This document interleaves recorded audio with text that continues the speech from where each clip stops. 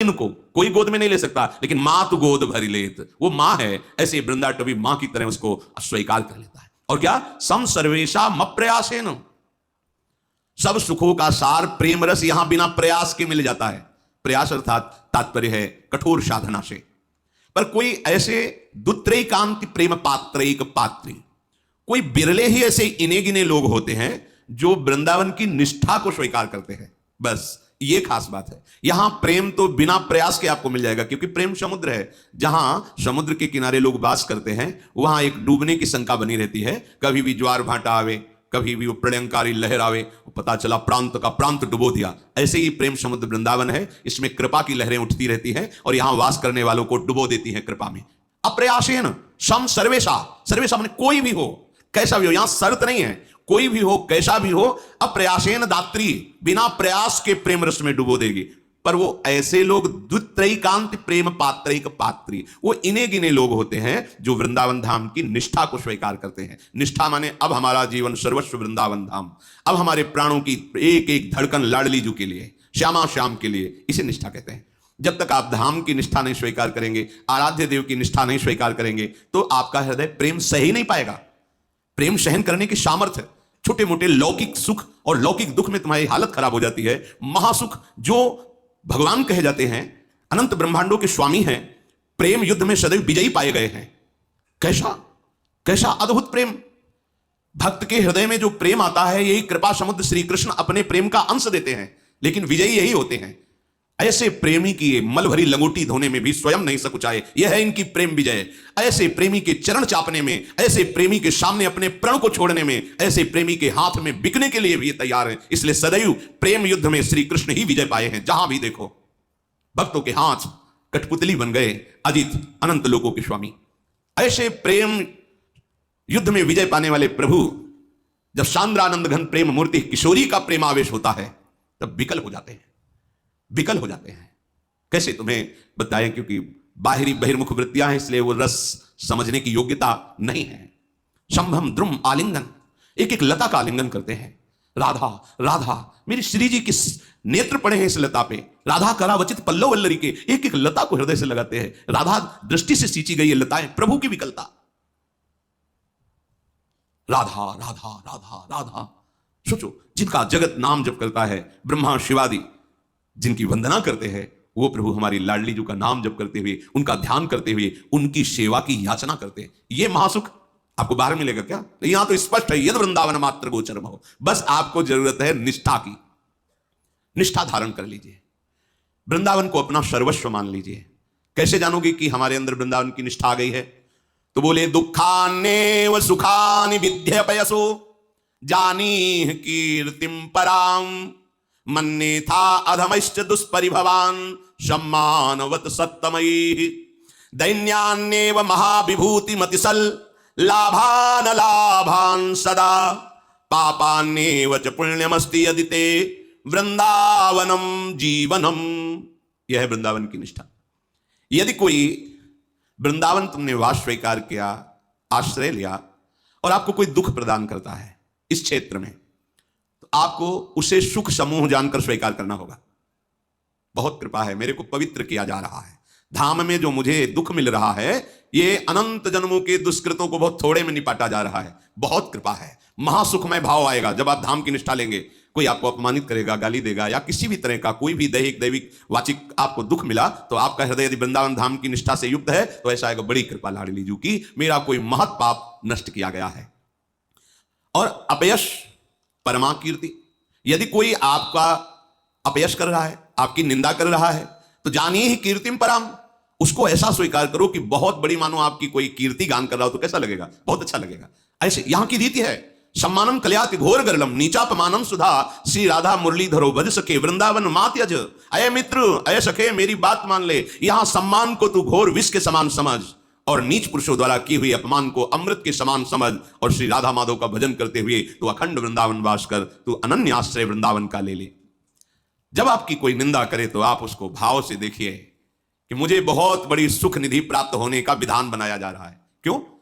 बिना दुख भोगे तुम्हारे पापों को नष्ट किया जा रहा है। कितनी कृपा है!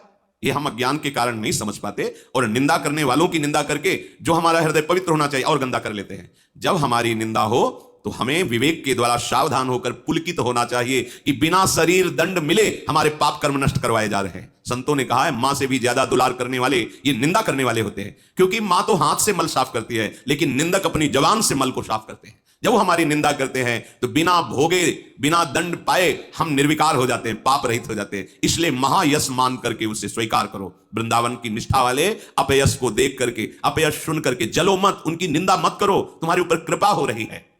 संतों ने तो आशीर्वाद दिया है, स्वस्थ रहो, बहुत काल तक दीर्घ जीवी रहो और फिर हमारी निंदा करते रहो। अये निंदक, तुम सदैव स्वस्थ रहो, दीर्घ जीवी रहो और जब जाओ तो तुम्हें भगवान के धाम का वास मिले, क्योंकि तुमने हमारी सहायता की। क्या? निंदा करके भगवत मिलन में बाधक पाप को नष्ट कर दिया। ये असलियत है, ये कोई ऐसा नहीं कि भावुकता की बात है, सत्य विषय है, इसे स्वीकार कर लो। पर है बहुत जहरीला, है बहुत कड़ुआ, इसको स्वीकार कर लिया तो हृदय का जहर नष्ट हो। जहर जहर को मारता है, सांप काटे ना तो फिर जहर का इंजेक्शन लगता है, वो ठीक हो जाता है। तो ये ऐसा औषधि है जो आपको बिना दंड भोगे निर्विकार कर देगी।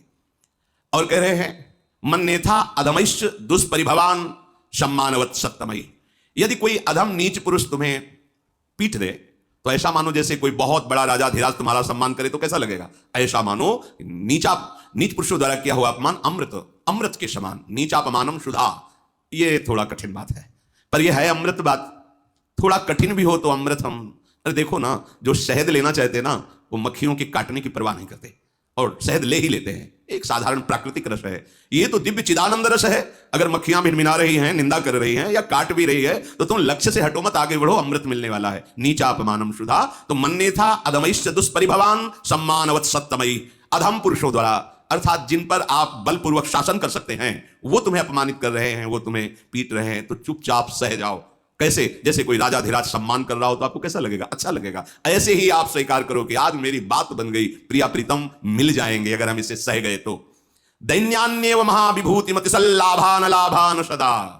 यदि वृंदावन में तुम्हें कष्टपूर्वक रहना पड़े, भोजन की भी व्यवस्था नहीं, बास की भी व्यवस्था नहीं, बहुत समस्या है, मतलब जिसे लोक में कहते हैं दरिद्र, अगर दैन्यान्य दरिद्रता पूर्वक यदि वास करने का आपका संयोग बना है तो आप इतने आनंद में रहो, मान लो आपको सब धनराशि मिल गई है। क्यों? क्योंकि हमारी प्रियाजू की दृष्टि सबसे ज्यादा उन्हीं पर शीघ्र पड़ती है जो दैन्य होते हैं। यही दरबार दीन को आदर रीत सदहे लाडली, अब तेरे सिवा मेरा भरण पोषण करने वाला, मेरी रक्षा करने वाला, मेरा हितैषी कोई नहीं है, बस आप ही हो।